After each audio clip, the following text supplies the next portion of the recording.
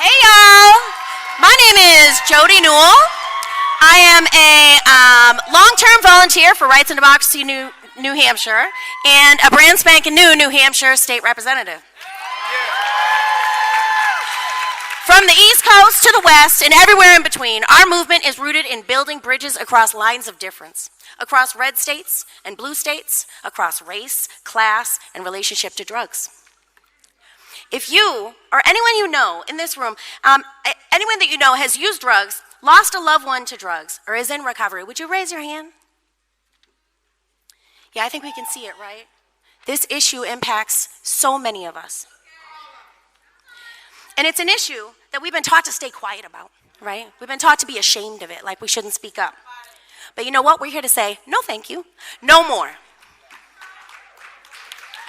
We're not staying quiet anymore. Together, we will fight to end overdose and the drug war by rooting in the racist history of the drug war.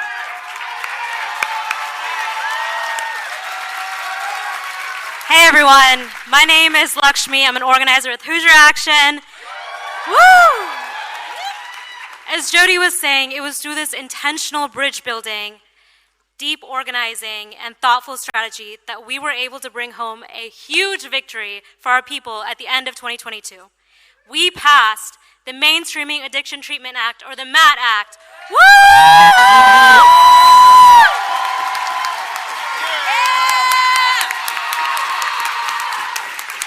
So, one of the most effective forms of treatment for folks with opioid use disorder is medication-assisted treatment.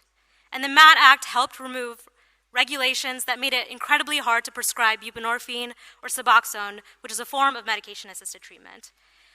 Which means that this win that we helped bring home is going to help increase access to life-saving treatment for all the communities we organize in. Right. Whether urban or rural, for Black and brown communities, for our people who've been hurting from the overdose crisis. Organizing works.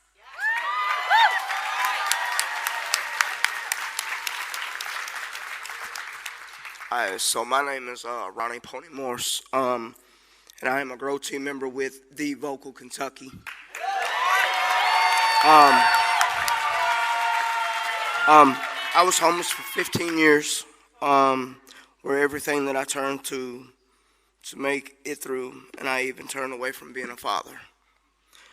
On September 6, 2022, I was connected with Suboxone, a medication that has saved my life. Most definitely. Having Suboxone has made me more of a productive man. Not only for myself, but for my family. Knowing that Suboxone has kept me clean for 9 months and 16 days.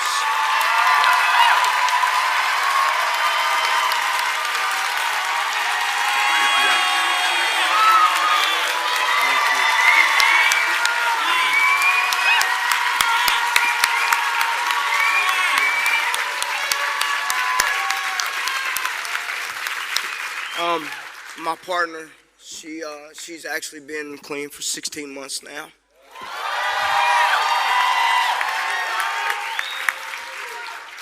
And if y'all turn to the back and y'all see that little bitty baby right there.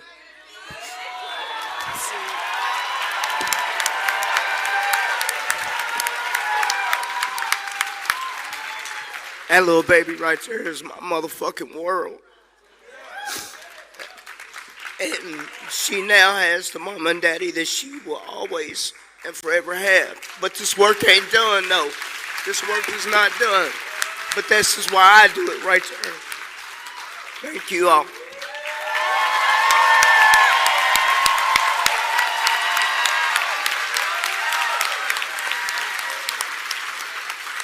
Nothing like a little baby to remind you what we're fighting for. We are saving tens of thousands of lives. When France expanded its access to bupe in 1995, their overdose deaths fell by 79%. Did you hear that? 79%. That means in 2027, 80,000 people, fewer people, could be dying from drug overdose. When the MAT Act passed, The number of healthcare professionals able to provide BUP increased by 13 times to 1.8 million healthcare providers. This means that family doctors are going to be able to get people the medication that they need. This means that instead of escalating overdose deaths, we will start a sharp downturn in the U.S. thanks to our work.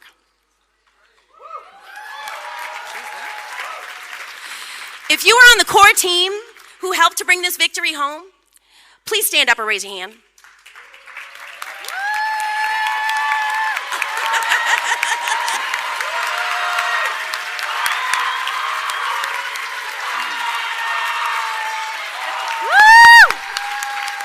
If you met with your elected official about the MAD Act, please stand up or raise your hand.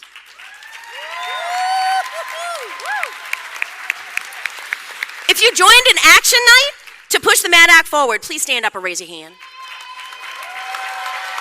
If you contacted your member of Congress about the MAD Act, please stand up or raise your hand. If you are a part of the People's Action Network, please stand up or raise your hand.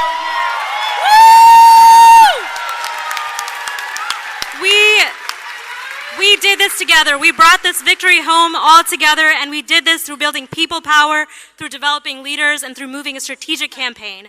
We should all feel deep ownership of this victory and the ways we're taking steps to end the overdose crisis. And to close out, we're going to show a short video clip of Shantae Owens from Boca, New York. When the MAD Act was ultimately passed, it felt like all was right in the world for a moment. Our hard work was paying off for thousands of people. I cried because I had to close my eyes, and I seen, for the first time in my life, I seen the dead people smile.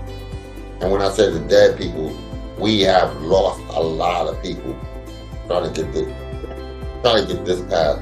It was like someone finally turned on the light switch, and we can finally see.